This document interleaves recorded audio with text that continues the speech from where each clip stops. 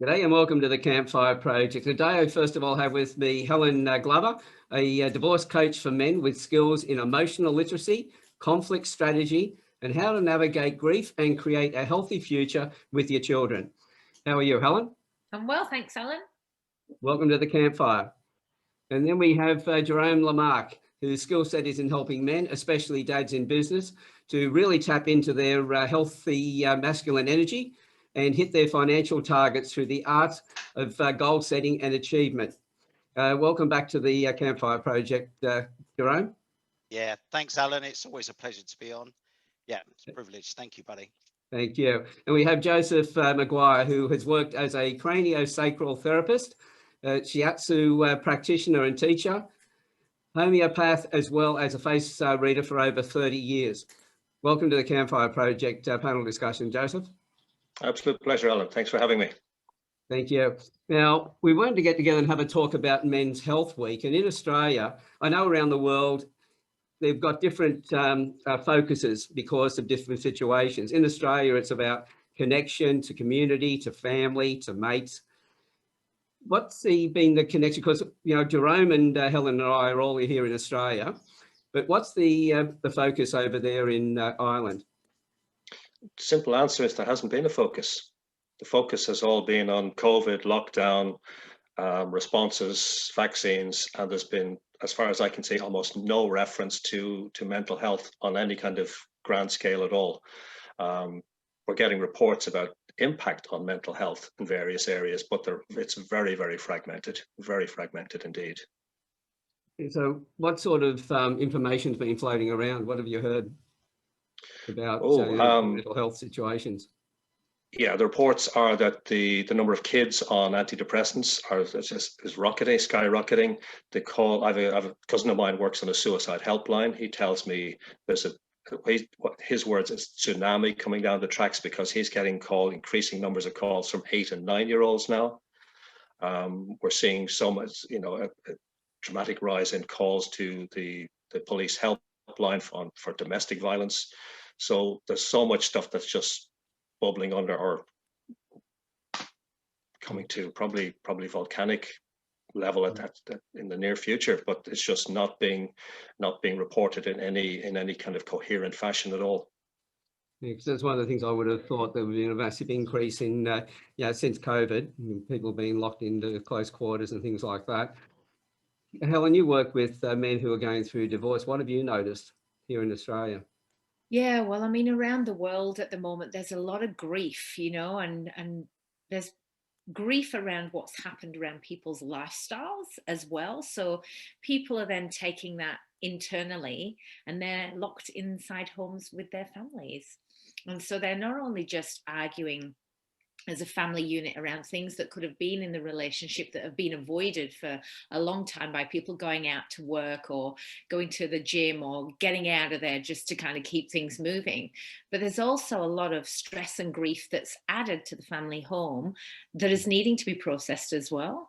And grief's actually really, it floats under the radar. So people think they're worried about money, or they think they're arguing with their wife or husband, or their kids are really being difficult. And actually, what I've noticed is that everybody's going through different levels of grief.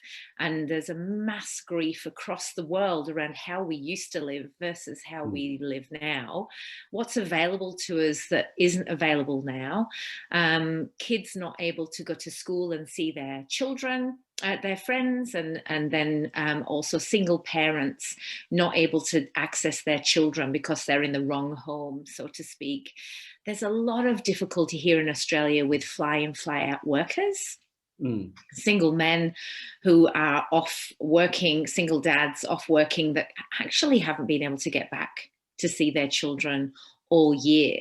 And also family members are working away and their partners are at home with the children, and there's frustration there, like, it's all right for you, you're stuck over there, at least you're on your own, I've got 3 kids here, and etc. And it's just really, it's hard because the stuff that's bubbling under the surface comes up, and what happens is, it's like anything, it'll either get resolved or it will come to a head and there'll be a break situation. So there's so much more going on underneath just the obvious. And that's really, I think, what we need to be talking about. And we're not talking about that enough on the news and everything else. It's always about who's infected, how many people, who's in lockdown, you know, and what the conflict is with the police, and then the vaccinations. And nobody's talking about the impact of all of this unrest and the grief that we're dealing with globally. Yeah, because when you're just focusing on the you know, who's infected and everything else, that's just feeding greater fear, that's creating more of the other problems that we're not even looking at. You know, so Joseph has said that it doesn't appear that it's even been looked at in any real level at all in Ireland either. And Jerome, you're working with men with their fitness and everything else, because I know that when you're working with somebody, or you're sitting down and you're having a talk, you know, a drink with somebody, and their focus is off their problems, that's when you can really start to read a lot of things. So you're noticing things in the men that you're training and working with? Yeah, I feel very, listening to Joseph and listening to Helen, I feel very fortunate with the demographic I work with, and also where I live. I live on the Northern Beaches in Manly, and you know, when you hear situations and stories like this, I have to go into gratitude for my situation, because it's just an unbelievable. You don't realize that you're living in COVID when you live on the Northern Beaches. It's such a bubble. You know, I live on top of the beach. Lifestyle's very good. I do all my work online, so it's not really affected. And I live a very social life. And what Helen's talking about, we talk about, you know, the masculine energy, it cries for freedom all the time. It craves freedom. And the dilemma is when you're crying for freedom, you move away from commitment.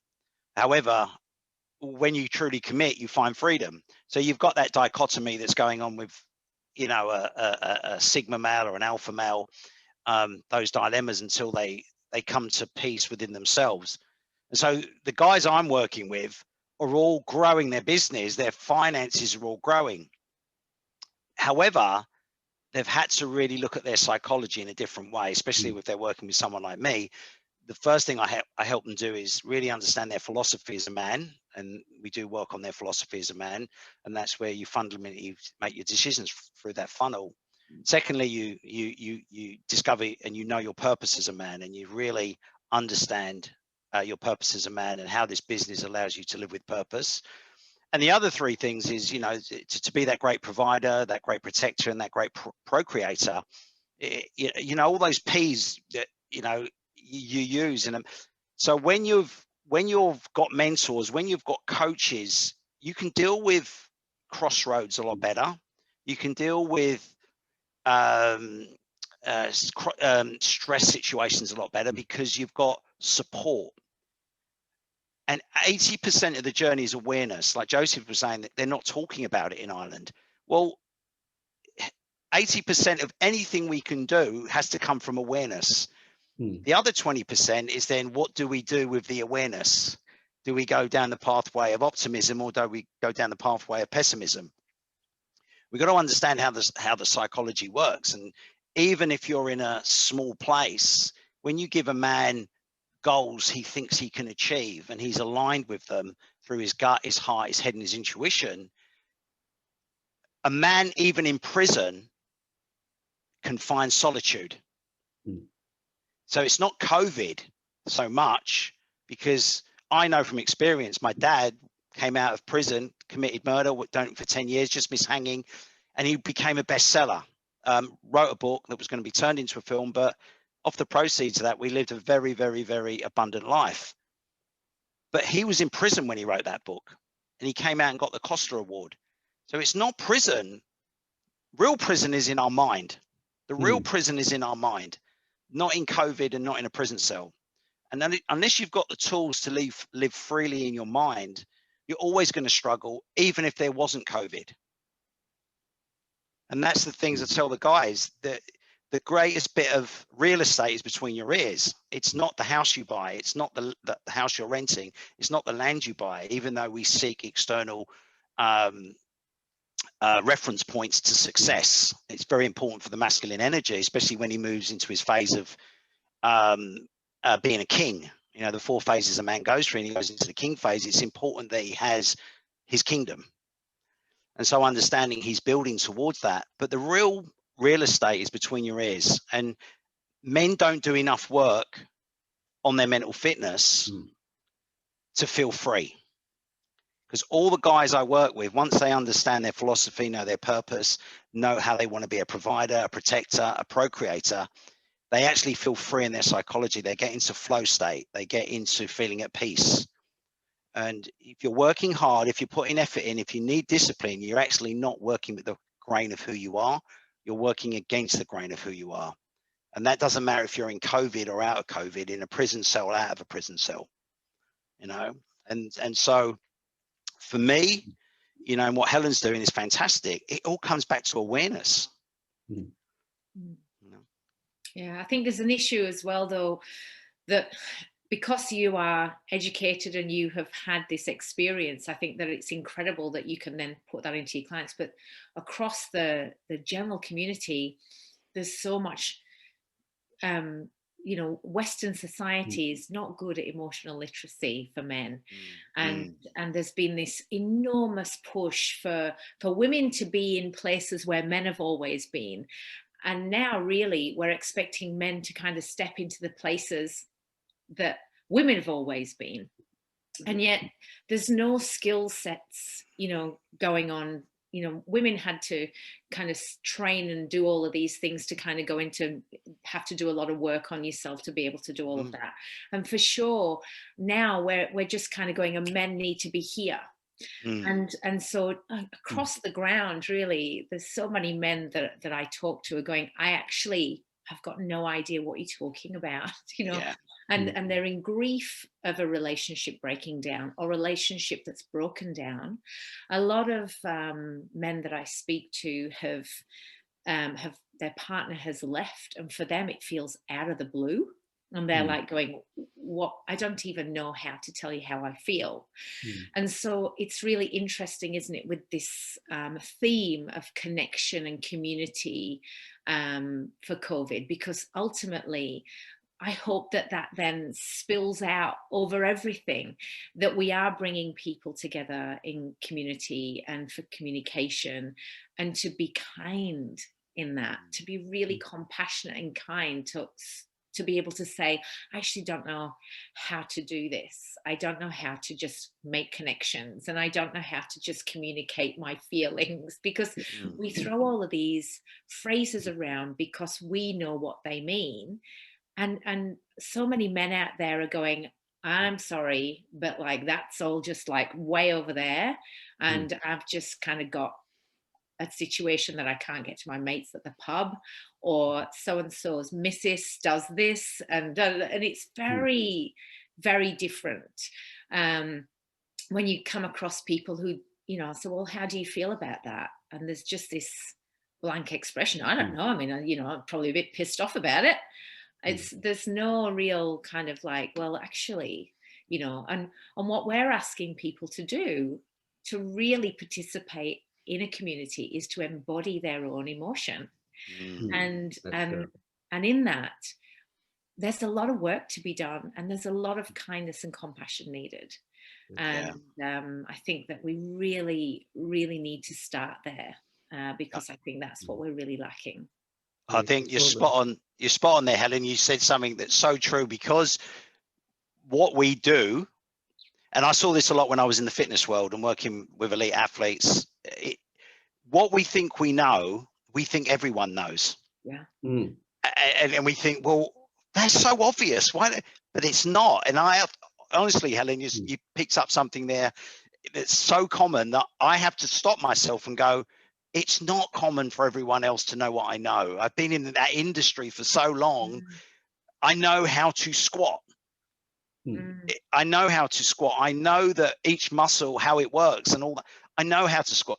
Those people don't, but I'm thinking, well, they should know that. They've been going to the gym for 3 years. Yeah. But they haven't had the awareness and the education behind it. They're going because maybe through the ego, maybe it's their wedding coming up, or maybe they're going on holiday, a 2-week holiday, and they want to look good. The last thing they want to do is be functionally fit. It doesn't cross their mind. And so they build up problems later on in their life because they're not actually have a good functional fitness program. But I think that's common, but it isn't. And the same with planning and preparation as doing business plans. I think everyone who starts a business does it, don't they? Until you go, when you come to a first consultation, can you bring your business plan? And they go, I haven't got one. And I have to remind myself that it's not normal for people to have a business plan when I think it should be normal. And so, yeah, I'm just backing up what you're saying there, the awareness of emotional fitness. And the massive one for men is spiritual fitness. So I work with them a lot on their spiritual fitness. Once they actually grasp their spiritual fitness, they actually don't have anxiety because they start to live at peace with themselves. If you haven't got spiritual fitness,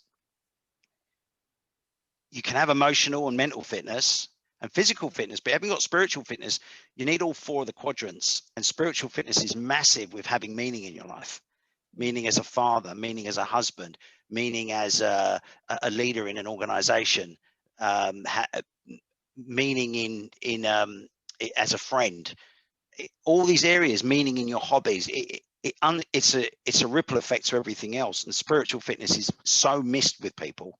You know, this is what I've found anyway, working with men. And once they grasp that, they actually stop suffering with anxiety. There's quite a big gap between where the men are at, what we know that would help them, but at the same time, the advertising, like when I went and had a look at the website and saw what it was for Australia and saw, okay, the connections and everything, because we're telling everybody what they should be doing, but what they should be doing and how to get there, there's nobody really helping them in that. As you said, Helen, that some of the stuff that we're talking about is natural to us because we've been doing it for so long. But for the majority of people, it's not something they've been doing because their minds and activities have been elsewhere. There wasn't a call for them to look at this until, you know, things get tough and then they go, oh my God, what have I got to do now? How do I get out of the situation I'm in? You used the term peace with themselves twice there, Jerome, and that's very telling for me because so many men, at least, are not aware that they're not at peace with themselves in the first place. And so much of how we've traditionally dealt with stuff or not dealt with stuff has been at this surface level. And it's been that even certainly in Ireland as well, and the UK and probably many other places, it's been this kind of blokey mentality where you know, bring it on, all this, you know, the maybe not entirely macho culture, but it's men are strong, guys can suck it up, all that stuff. And there isn't the awareness from most of us that we're not at peace because what we're doing is the norm. And then there's that massive gap, as all three of you have alluded to. Then, okay, if we do begin to realize we're not at peace, how do we begin to deal with it? And it can seem like this massive, like this is like an emotional Mount Everest. So for so many people, we're talking about taking absolute baby steps. And for so many men, dealing with emotion is terrifying. It's terrifying. And again, I've been dealing with that in people's lives for many, many years, but I can forget as well because it's second nature to me. And then I come across something in my own life that tells me, oh, I haven't dealt with this. And it's a very pertinent reminder that we're not all in the same place. We're not all in the same boat, but we're all on a journey to something, to becoming more fully ourselves, I guess, and becoming more aware on all those different levels, and then beginning to integrate the different levels and to realize it's not necessarily a smooth process either. And for many guys, that can be very off-putting because guys like it to be a straight journey, and life ain't like that. So we've all got a lot of work to do for sure. It's so what you said there, Joseph, just echoing on from that, I say to all the guys that once the inner conflict ends, your life begins.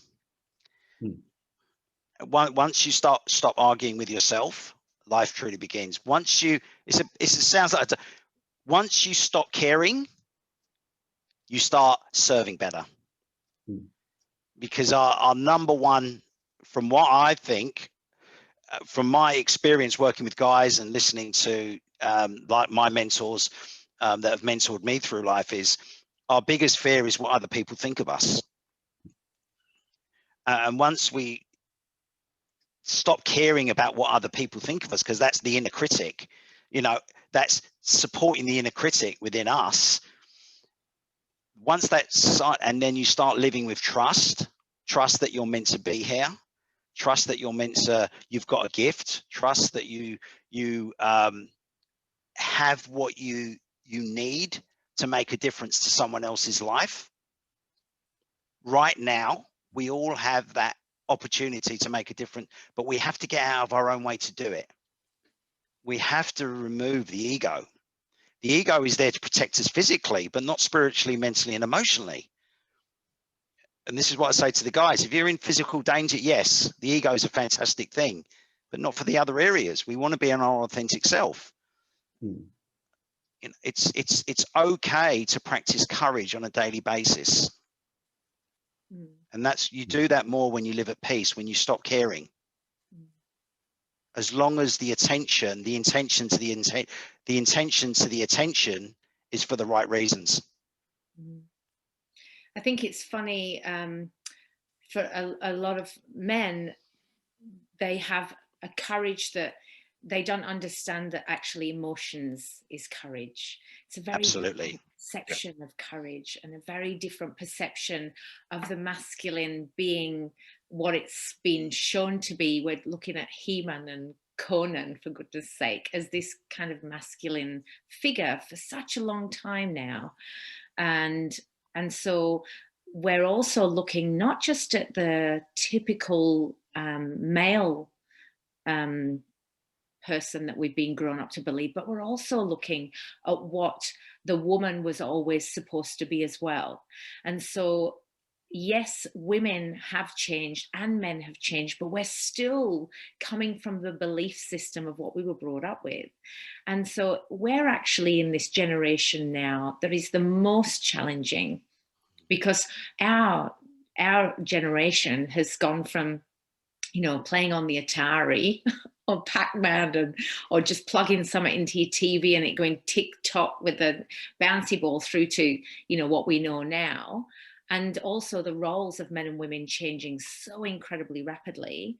And so there's this real confusion and this real disconnect from one end of society to the other. So, you know, we do have people who are living incredibly consciously and very green or healthy or whatever it is, with all this knowledge of self. And then at the other end of the scale as well, there's people who are literally still living what was taught in the 1960s. So we've got this extraordinary gap here that most people are somewhere in the middle. And we're trying to work out what really is okay. And it can just take a man finding one person to talk to who then does it badly, that then will just stop that guy from ever going to that level of vulnerability again. And so as a community, I think we really need to take seriously what we're saying out loud. We're actually not comfortable with discomfort. We're actually not okay about men being vulnerable on the whole. People don't know what to do with it. And that is a serious issue when we're seeing 3 out of 4 suicides are men. In Australia at the moment, there's 9 people a day committing suicide, and that's not like real up-to-date figures. And I'm sure there's probably more after COVID. And yet we're sprouting all of this stuff, but on the ground, there really is no safe places for men on the street that they know about. And we know all about it because we're in men's work, so to speak. And just last week, I was on a Zoom call with one of the ministers talking about the men's charter for men's mental health, with some amazing, like 100 people on the call, all doing mind-blowing men's work. And yet I'll speak to some women that I know and they'll go, oh, men, you know, they just don't do that, or they don't talk. And I'm like, I just was on a call with 100 of them. Not only are they talking, but they're talking to hundreds of men who do talk. Yeah. And so we need to be really looking at how we're really behaving in our own lives, who we are actually allowing ourselves to have access to us, and how we treat them when they do that. And I think that's where the power is in seeking out community, to be the person who is going to just not come in with any judgment and really put our money where our mouth is, so to speak, you know? Yeah. When we talk about connection, it's almost like they're the connections that we need to be making. It's the connections with all of those groups. You know, I've been involved in groups in the past where, well, one of them was Hugs, Help Us Give Support, where our job was to look at all the different charities and try and connect them together. And since then, I've worked with schools and other working parties on all of this. And the number of organisations that are next door to each other almost within the adjoining suburbs who don't know about each other.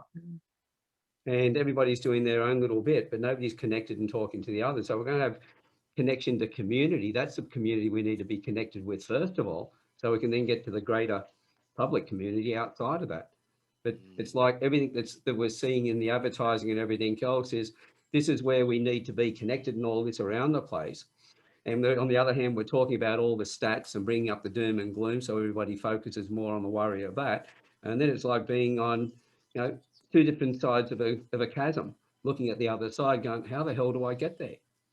Now, if everyone's talking around those things, the conversations need to be going into what are the solutions, not just to talk about, okay, these are the problems we've got. Well, it's like in business, you say to somebody, right, if you've got a problem, come to me and ask me about it, but bring your solution as well at the same time. So what solutions, are there out there that we can sort of bring into this, so people can go, okay, I'm not just an island over here and all this other stuff I don't even know about. If I do know about it, I don't know how to connect with them. How do we make those connections?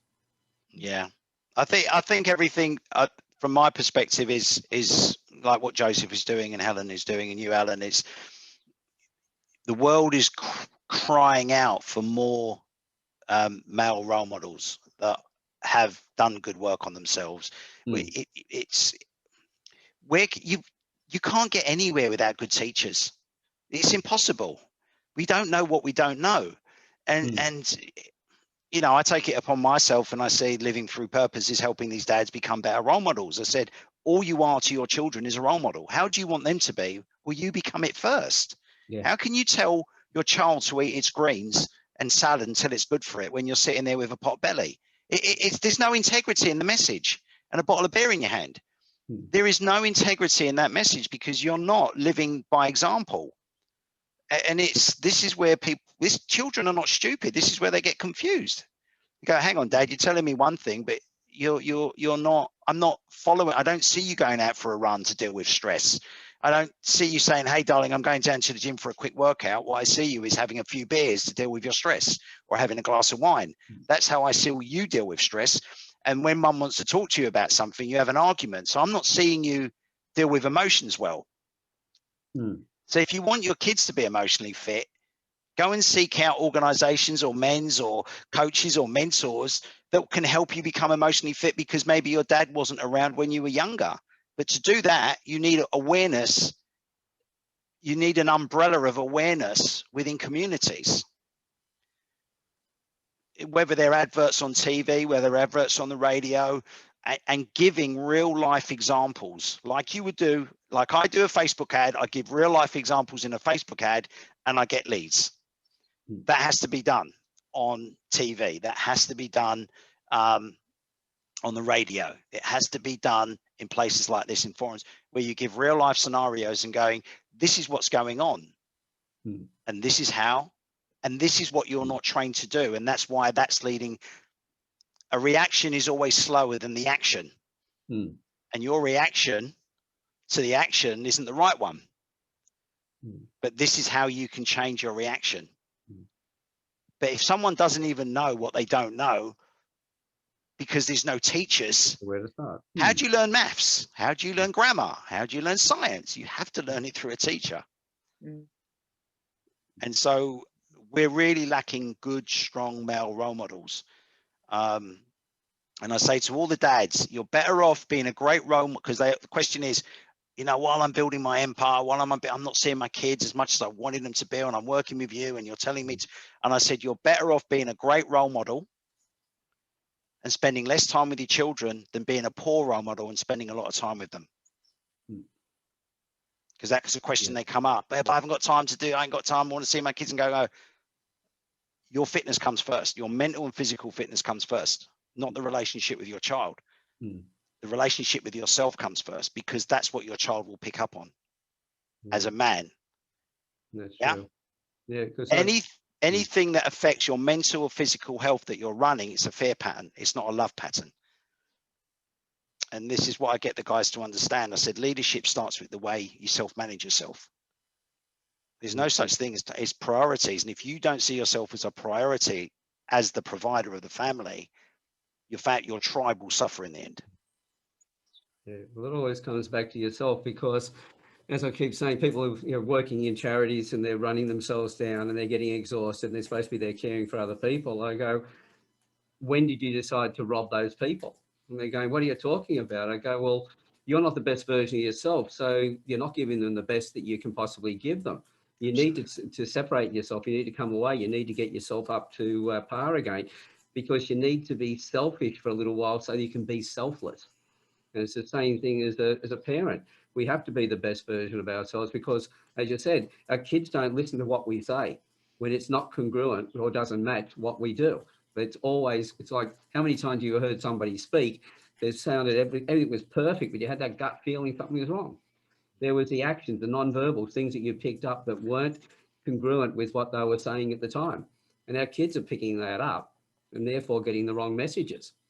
So if we really want to be the best version for them, we have to get a bit more selfish, look after ourselves first of all, so we can be the best versions. This is why I've been saying that with the women who are opposing International Men's Day, for instance, I went, you've robbed yourself in that process, because we need the men to be better men. And therefore, who are the recipients? Their partners, their community, their children, their families. So each individual has a responsibility to themselves, first of all, and then after that, the responsibility for the people around them. I think the more men we can get to actually approach help and to get into men's group, and then to be able to share that with their kids, that as the kids get older, they can participate in their dad's men's group, or they know that their dad has a phone call once a week with a bunch of guys and he talks about how he feels. And that is so powerful, watching their dad or their male figure in their life actually approaching somebody for help, or saying, I'm having a really hard time at the moment, son, or, hey, this is tough for me. And I think that's probably the most powerful thing that men can do, is say, when I'm having a hard time, I talk to your mum, or I talk to a doctor, or I talk to, so they're saying, and look at me, I'm a big, strong guy and I'm okay. And that it's that we need to really put forward, that they're connected with themselves in all ways, not just connected outwardly, but connected inwardly as well. And so they're really, really able to approach people for help and not feel anything about that. So it becomes completely normal. It should just be normal and not be a big deal, that like, oh, I don't know whether I should or not, I'm embarrassed. It's just like, I went to the doctors, I was feeling a bit rough. I hurt my arm, I went to the hospital. I'm really struggling at work, so I went to the doctors. It needs to become as simple as that, and it's quite away from that yet. Yeah, so when you say, like, I've hurt my arm, that on itself is just a whinge. But to say I hurt my arm, but I went and saw so and so to help me, a doctor or whatever. As you said before, the men talking to each other and their sons watching that was the tribal rite of passage. Right. The boys learnt from that. They learnt from all the other men around them. So the men need to have other men around them. And if you're going to have other men around, you're going to have those sort of conversations. So everything leans back. If we go back to tribal times, everything leant back to the men being vulnerable and having the faith and the trust in the other men around them, who are also being vulnerable as well, to be there for each other, but not only be there for each other, but be there for their children as well. Yeah. And therefore that flows to the women as well. Yeah, that's where I was going to go with it. And it's understanding that when I work with the dads in business, a lot of the time when they come on to the session, they'll come on with their wives. And we talk about their business, but at the beginning, it's usually talk about what the challenges will be in the relationship when a man is fully committed, the three masculine things. He's clarity in where he's going. He's focused on the projects he needs to focus on, and he's truly committed. Those three, the characteristics there. If a woman is not educated, or a partner, it could be, you know, a gay relationship. If the partner's not educated on what that means, it could look like he's being cold, ignoring her and that. But a man, when he's in his peace and he's on his mission, sometimes can look like he's off with the fairies, but he's actually thinking, he's actually strategizing, he's actually thinking and planning something out in his mind. He's not actually ignoring his partner. So when you bring two people together and a man really gets into his healthy masculine energy, he's actually doing it for the right reasons. The partner has to be aware of that. And then she has to be aware of her feminine energy and how that supports the masculine energy, and not two masculine energies clashing. Yeah. And usually the men are in their unresourceful masculine energy and the woman's high in her masculine energy. And there's the home life is a war zone because it's two rams butting heads together.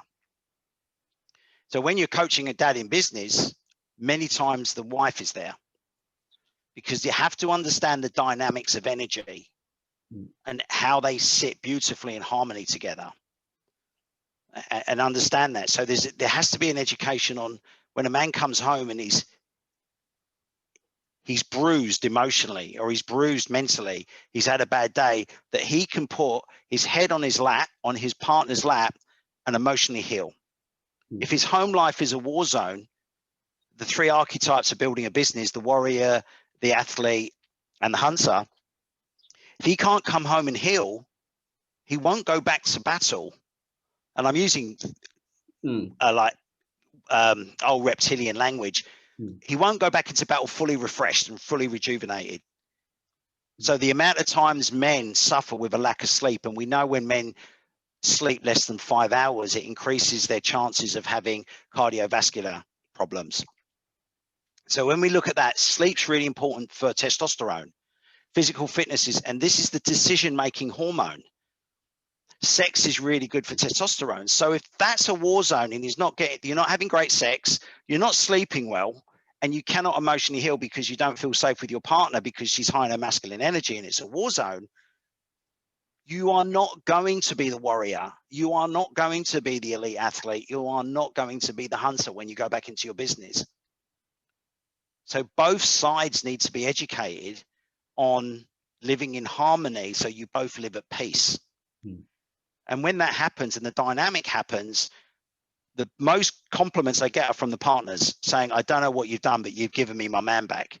I don't know what you've done to him, but he is like, you know, that sex improves, everything improves because he's leading now. He's leading with confidence. He's not submissive. He's not doubting himself. He knows where he's going. He knows what he wants. That makes the woman feel safe. She's not got now the third or the fourth child in the family. She's got her children and she's got her man. That's really important, you know. And so when a man starts to increase his finances, he feels good about himself because he can provide for his family. And that's really important for the masculine energy, because it's the new sign if you're a great hunter, if you're doing it with the right intentions. That's it. The thing that working with men in the past, I found that quite often, this is, for some of the guys out there who might have their partners at the moment saying, hey, you need to make some changes, to realize that it was the women who brought the men to me, but it was the men who then decided to stay.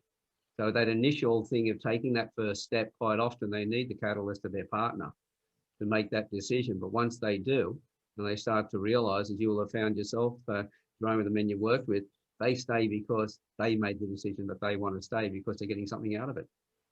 And sometimes it just means that, okay, they just got to be that little bit of vulnerability where they just give in and go, okay, I need to do something, take that recognition, and what's their life like down the track?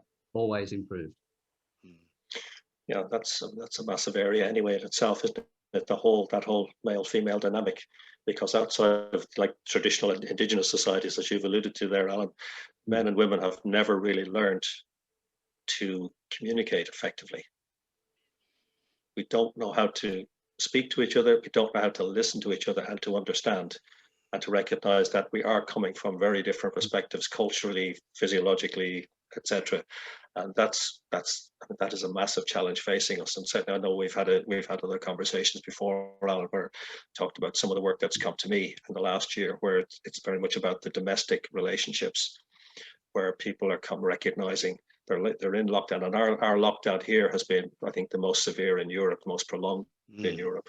So what people have been finding is that they're in lockdown, and very restricted lockdown, in circumstances where they're with people they thought they knew and loved and thought they knew incredibly well, and realizing there are major issues here because we haven't learned to recognize each other, recognize our own stuff as well.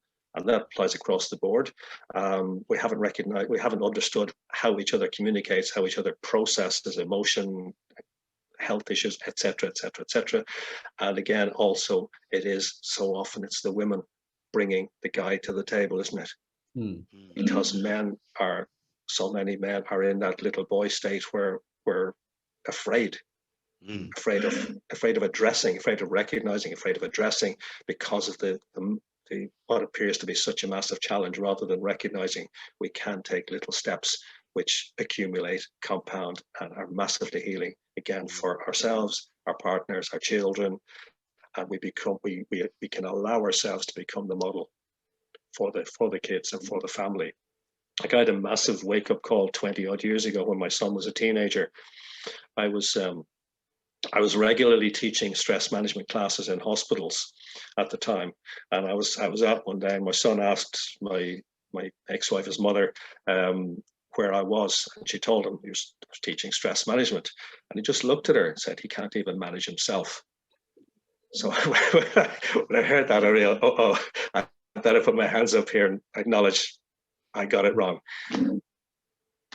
Yeah, I love that share, Joseph. And I've made all these things I'm talking about. I've made all those mistakes, all of the mistakes. And that's part of the journey of wanting to resolve them within myself and live more with integrity and authenticity, where the internal world is matching the external world. And when that happens, is you start to find inner peace, because you're just being you rather than fighting your message. I'm not living my message, I'm fighting my message.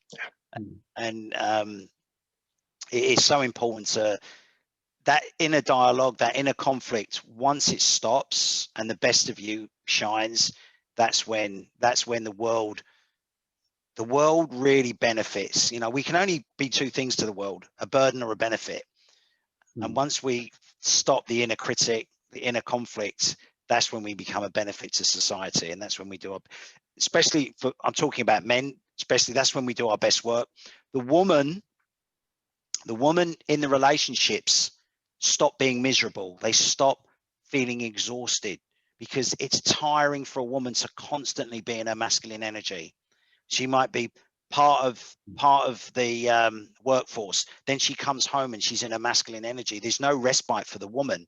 And I saw that with my mum when my dad became a child again through being an alcoholic. You know, he went from being this figure that I respected to this child that my mum had to sort of baby again. My mum had to go heavily into her masculine energy, and she was bitter and angry. And women get exhausted now. And then, as you were saying, Alan and Joseph, once men become men, the woman goes, I can look after my children now that are children. I've got to keep an eye on you as well.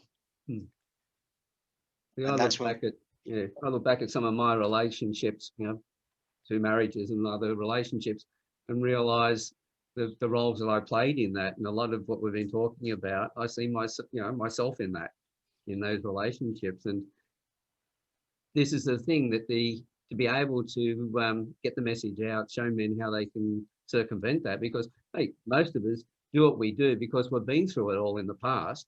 And what we do is we want to help other people not go through what we've gone through. So while we're sitting here saying, hey, this is what you can do and everything else, just realize, everyone who's listening to this, we've been in the same position. We've learned by making all the mistakes.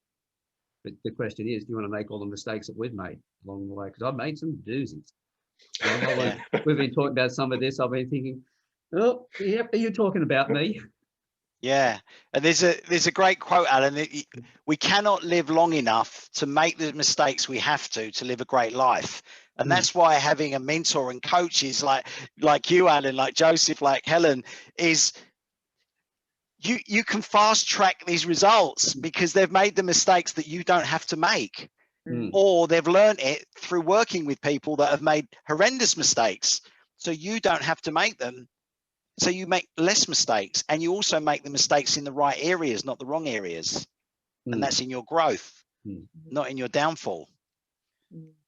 And so it's, yeah.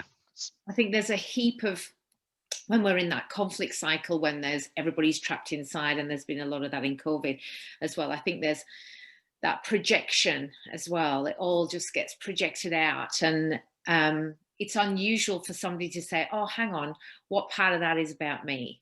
And, and if we could just even get men and women to say, hang on a minute, which part of that is about me? What did I come in with? What did I wake up with? What part of that is me?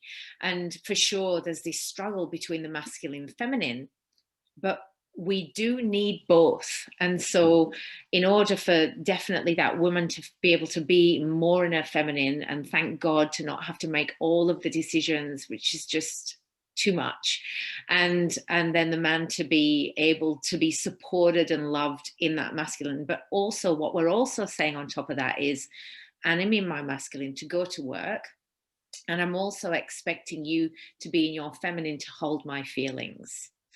So we also are asking that of men. And I suppose that's where I see that real difficulty for men, is that, like, she said that though, and I've got no idea what she's talking about. And then that causes a row. You're not really listening. Oh my God, stop solving my problems, and all that kind of thing. But I also see a lot of women now who are in that masculine all the time, like you mentioned, Jerome, where they then start solving problems for their friends as well. So you've got women solving problems for each other and men solving problems. And there's actually getting to a point in society now where there's so much masculine energy, but it's so like you said, it's not healthy masculine energy. So it's just like, oh, for goodness sake, and how can I just fix it? Look, can we just move on? That's uncomfortable. I'm just doing my thing here. And so we all need a dose of softness, really. And one of the things that I've had thrown at me a few times is, oh, are you just trying to feminize men? And I just think, wow, and that comes from people who think to be able to identify how you feel emotionally, and to be able to really understand and sit with your partner's discomfort without doing anything about it. It's actually a huge skill and very, very courageous. And so I would love to be able to get that across, that to be connected inside of you and to be truly connected to the person that you love, you do need to sit in their discomfort, and you do need to be able to have the literacy to understand your own emotion and the emotion that's coming at you, so that it becomes less of an engagement as much as a space. And when people say, oh, what does holding space mean?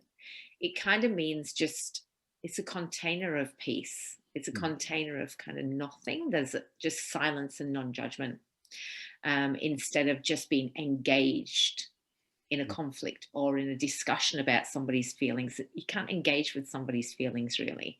You have to just allow them. And so it's not anything but connecting with being of service by doing nothing.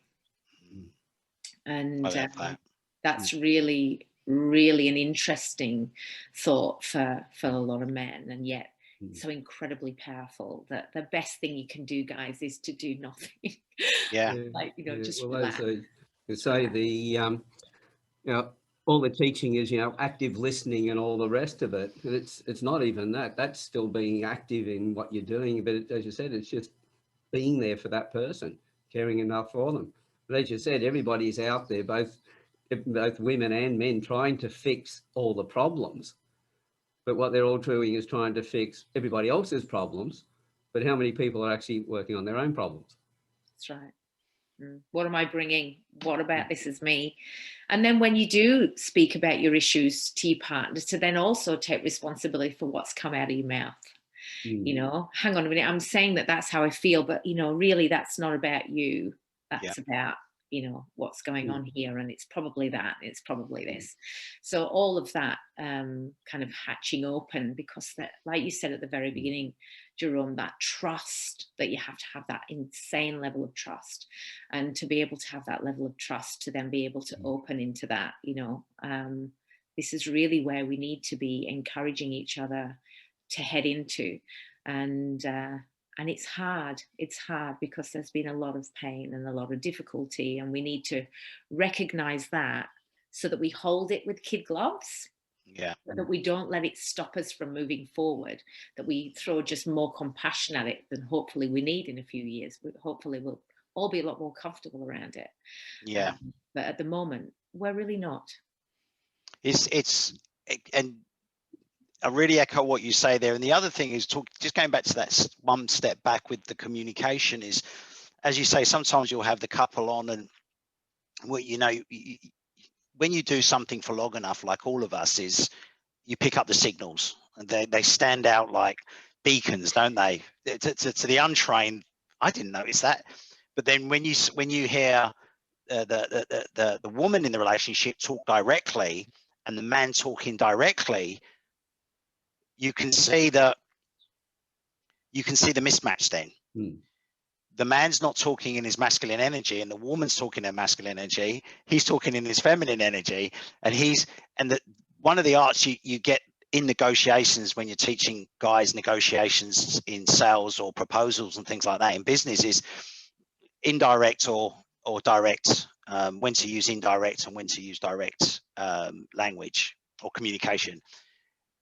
A lot of women now talk more directly than men. Men are really asking permission. So one of the things I'll say to the guys, stop asking for permission, because it shows self-doubt. Okay? If someone says something, say you either want to do it or you don't want to do it. Show direct. So when the woman's doing that, it's now, so let me give you an example. If the woman goes, reading between the lines, when the woman goes, oh, I'm really tired, I don't know what to cook tonight, you speak directly. You went, I've got it, I've got this, I know what we're going to have. We're going to have steak and salad, or make it up, or whatever. I'm making that scenario up. The moment you talk directly, she relaxes, because you've read between the lines. What she's saying to you is, I'm tired and I do not want to make a decision. The moment you talk directly, you do not say, oh, you know, what do you want to do? Would you like this? Or would you like that? No. You say, darling, we're going to have, I'll make the steak tonight. We'll have steak and salad. You're talking directly now, which automatically she feels safe. She might not even want steak, but she'll tell you if she doesn't want steak. And then you can go, okay, then, well, the other option is chicken. But if she doesn't say anything, make the frigging steak and salad, sit down with a glass of red wine and eat it, because that means she can go into her feminine energy and you can have sex tonight. And then you can sleep like a baby and get up and go to work like a warrior. It's the little things. It's these micro things. We haven't got to fix big problems. We fix micro problems. Because what she's saying, and the moment you cook dinner and she goes in the shower and can let go of the day and then put on whatever she feels to relax, and then she sits there in front of a dinner, she has filled her cup. Women fill their cup up much quicker than men do. Bang. She's now feeling, oh, I'm being looked after here. Now I want to give to him. So she'll become more flirty. She'll become more suggestive. She'll relax into her feminine energy. And that is the start of romance. That is the start of leading. It's a tango. But if the man doesn't lead well in the tango, the woman doesn't know what to follow. And it's a dance. So getting back to communication, be direct. Don't ask for permission, guys. Say, no, I don't want a coffee. I'm not sure. Is it all right? Can we stay? Can we have a coffee? I'm not sure. That shows self-doubt. That puts the woman in a vulnerable position, because she goes, I don't feel safe with this man because he isn't a decision maker. And it might sound from the surface here, a little bit of, well, that could sound aggressive and that, but you'll be surprised how many women go, he's a man, he knows what he wants. Yeah, but you're doing it with respect at the time you're doing it. You're not doing Oh it. yeah, everything's contextual. Yeah, yeah. The intent behind it. That's the intent. thing. The men to realise the intent of where it's coming from. It's about your partner. It's not about you. Exactly. Yeah. Or it's about the outcome. It's about the outcome. Do you want your home to be at peace? Do you want from a war zone to a peace zone? Yeah. Well, you've got to make micro changes. Don't ask to take the bin out. If she has to ask you to empty the bin, you've just a cross in a box. Go in and say, hey, darling, I'm taking the bin out. It's full. Do not ask. Say, shall I take the bin out? What the fuck? Do not do that. You see it's full. Take it out. Do not ask for permission. Well, if you know that's what she wants, then you know that's her love language, and you're not going to get your love language looked after if you don't look after hers first. Yeah. And by doing that, it's not putting the woman first. It's like, as I said, in business, you look after your staff and they'll look after your customers. Because when you're doing that, while you're putting your staff first, you are putting your customers first. So while you're putting the woman first in that particular way, you're also putting your own interests and desires first as well. They go hand in hand. They're not separated. That's why everything is connected. And that's one thing we don't realize is that we think we're doing one thing, but no, there's a flow-on effect. Everything is connected. There is nothing being first over a priority over something else. It may look like it, but they are connected all the way through. It's and so I can true. tell you, that was a mistake I made so many times in the past. And God, it took me a long time to learn it. Yeah, absolutely. And these micro things change, even in COVID, they can change the environment massively. When you just lead with good intentions, saying, okay, the dishwasher's full or whatever. And I've been bagged so many times for not emptying the dishwasher. But if I do it, I see it and I do it now, there's so much more peace afterwards, because my partner will come in, look at that and go, oh, thank you, darling, for doing that. Automatically, skin color changes and everything, because something's been done that hasn't got to be done by her. And go on. Sorry, Joseph. Yeah, well, there's just so much there. It feels like we've started so many different conversations here, which we just go on forever, which is pretty wonderful, considering I've never met you guys before, not physically anyway.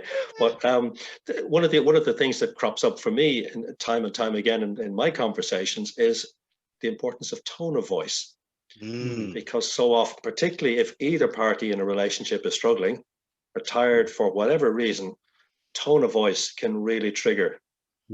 And if the tone of voice is wrong at that time, it can escalate into something completely different, which has nothing to do with whatever the single issue is at hand. And so often we, as a species, not just men, but men and women, can get it wrong in relationship. So to be as part of becoming aware, it's being conscious of that and what we're projecting, and getting the intention right, but also including tone of voice in the intention. That's massive, because it's so small, but the implications are so big. Yeah, that's massive, Joseph. Yeah, thanks for sharing that, buddy. One of the things that I speak to a lot of my clients around, obviously, is around the conflict of co-parenting and the reactive kind of like the instantaneous, like, and it's about that future focus, always about that moment to hold and restrain, and that moment of control to just go, okay, what do I want to do here? And do I want to feel the ramifications of this comment right now, 6 months from now? And what's that going to do for me in this moment? What is the payback and what is the kind of uptake? What am I going to get from it? So that's a really massive thing as well. And I think not just when you're in a separation situation, but when you're in a relationship, is restraint, to be able to really just take that breath and say, what am I trying to do here? Is this comment literally just to hurt somebody? Or is it just to get my kind of competitiveness in, because I see a lot of competition as well with all the masculine energy that's going around. Yeah. Kind of who's going to win this thing. And it's about then also relaxing and not tying masculinity or tying your worth or tying anything to the outcome of as a win-lose. It's almost about how's this going to really benefit me in what I'm trying to future focus on. And a year from now, where am I going to be? And is this ultimately going to help that? So that's quite the thing to get down. Like it's not an easy thing to teach, but even if there's some kind of thing you can do that gives you that moment. And so often I'll say to clients, is there somewhere really obvious that you're generally sitting most of the time, say during the day, when you might get the text message, for example, and when you look back to go, oh, and to go, there's a thing on the wall straight in front of you, and it might just be a red dot because you don't want anybody else to know what's happening. And it's just that reminder that, like, okay, I'm gonna just take a second before I do this. And it's really powerful to just have that mindful moment and make sure that every communication that you do have actually has some kind of constructive backing to it, or whether it actually needs anything at all, like I said before, to just let it go to the keeper, Yeah. That's a brilliant bit of advice there. Finishing off, Jerome, what sort of comments or suggestions, advice do you want to leave the listeners with? For men's health, especially Men's Health Week, is, I say it to all the guys, seek out really good coaches and mentors if you didn't have a great relationship with your dad or your granddad or your uncle, which many men haven't. They've seen a very negative side of the male, in the male form of manhood. And if you haven't, get mentors, get coaches. It's impossible to find and discover your true essence without mentors, without coaches, because they'll ask you the questions that no one else will ask you. And go away and really think about it and work on yourself. We said work on the problems, but I say, guys, don't work on your problems, work on your growth. Work on your emotional growth, work on your mental growth, work on your spiritual growth, work on your physical growth. Don't see life as a problem. See it as a great journey of adventure. See your business as adventure, where you're going to discover all your great leadership skills, your planning skills, your time management skills, your emotional mastery skills. Once you get 10 out of 10 in all those areas, if that's ever possible, you're going to earn all the money you need. It all starts with the inner work. Where do you do the inner work? By getting good mentors and coaches. And I could fill up all my clients and speak to them, and they go, I wouldn't be where I am if I didn't do the inner work. Just like the elite athlete, you must get into flow state with yourself. If you don't get into flow state, you do not live at peace. So that'd be my advice, Helen. Excellent. And Joseph? Yeah, I can absolutely concur with everything Jerome just said there, and so much of what else showed up in the conversation. But two things that really jump out to me are to tune into our bodies, because that's a big part of my background. But so often our bodies are speaking to us about what's really going on for us as individuals. Absolutely. And if we have an issue arising in the body, particularly if it's a chronic issue, it's telling us that we're out of balance with ourselves.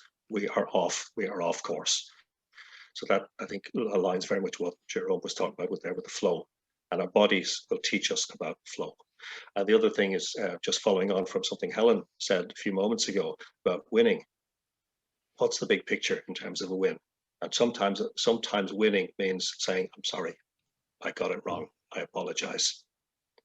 And Absolutely. Sometimes it's speaking up and being direct, but it's to recognize it's not a battle.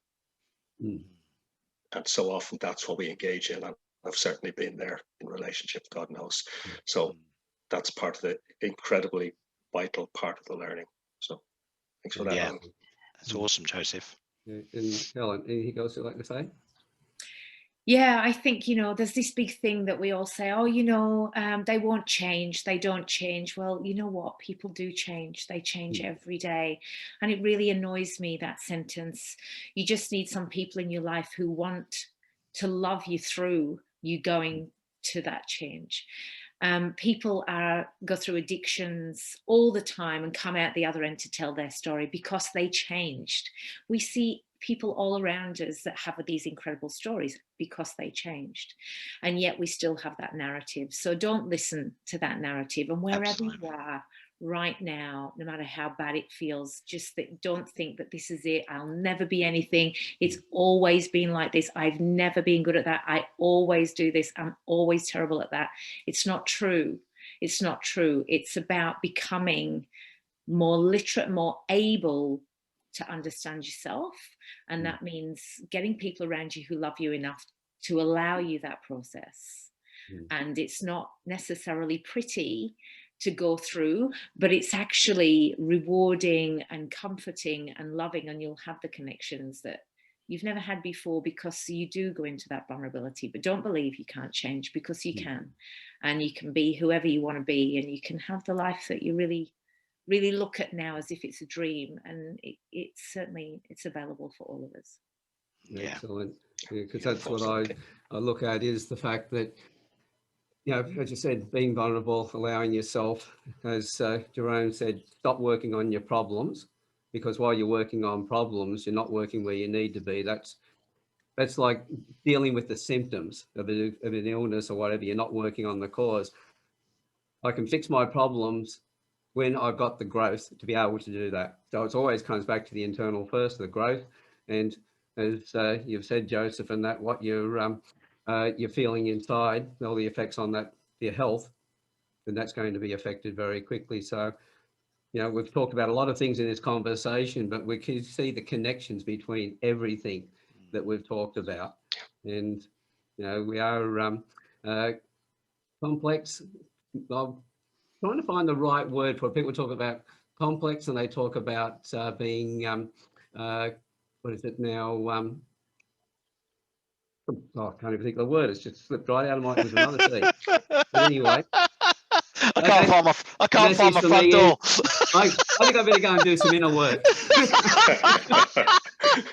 Joseph is going to look for his front door. I'm going to look for the key. Helen's all right. She's the only sane one out of all of us. Well, it is Men's Health Week, isn't it? If anybody out there is wondering what's going on, we've just gone back to the original conversation we were having before we started the panel discussion and started recording. But at the end of the day, this is the best medicine you can have is laughter. But the best laughter we have is in camaraderie with other people. So again, back to what you were saying there before, Jerome, get the best people around you, friends, coaches, and all the rest of it. And this is how we move forward in our lives. So absolutely. Helen, Jerome, and Joseph, thanks very much for having been here today and for sharing your wisdom with us. I've really enjoyed the conversation, and I'll go away now and see if I can find what happened to that word I was thinking. I lost it somewhere. I'll just say it's Alzheimer's disease. There you go. You put it in the comments. Put it in the comments, Alan.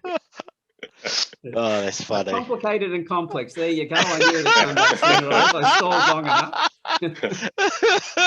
That's fantastic. Anyway, guys, thanks very much for having been here, and to everybody else, we will see you on the next Campfire. Yeah, thank you. Bye for now, guys. Thanks so much. Bye, everyone. Thank you. Bye-bye.